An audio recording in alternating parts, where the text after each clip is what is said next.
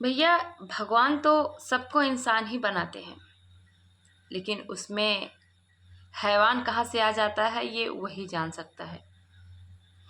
चल तो सावन का महीना रहा है, बड़े अच्छे से शिव शक्ति की पूजा सब लोग करते हैं, लेकिन कुछ हैवान हैं जो कहीं और ही लगे हुए हैं। अब हमें लगता है कि हम कोई केस हो जाता है तो एक दिन मोमबत्ती लेके घूमेंगे, फिर एक दिन की छुट्टी होगी, हर दफ्तर बंद रहेंगे, स्कूल कॉलेज हर हर जगह सब चीज़ बंद रहेगा। इसके बाद अगले दिन से फिर वही रूटीन सबका चालू हो जाएगा, लेकिन न्याय मिलने वाला नहीं है, न्याय नहीं मिलेगा। हम मानते हैं कि उस दरिंदे को फांसी हो भी जाएगी, लेकिन फिर एक दिन ऐसा आएगा कि ऐसा ही केस फिर लोगों के सामने आएगा।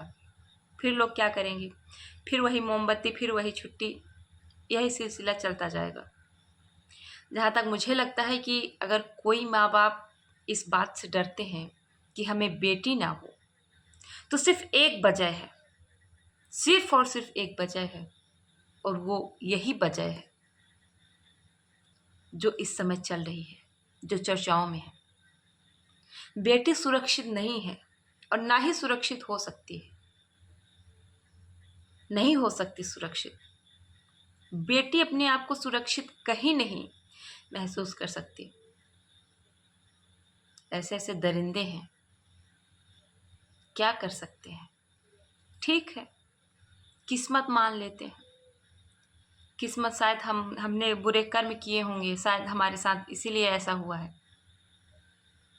माँ बाप भी भूल जाएंगे। दे दो फांसी, क्या फर्क पड़ता है? किसी की बेटी चली गई, किसी के सपने चले गए, लेकिन कोई फायदा नहीं है। क्या ही बोलें, क्या ही कर सकते हैं। बहुत सारे ऐसे केस आए हैं।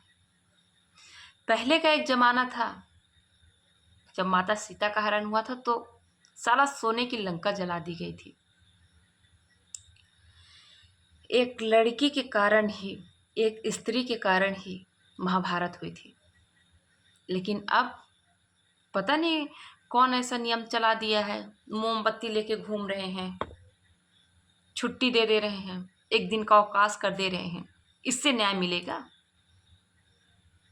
न्याय दे रहे हो, लेकिन क्या ही बोले, हमारी क्या औकात है इस बारे में बोलने की।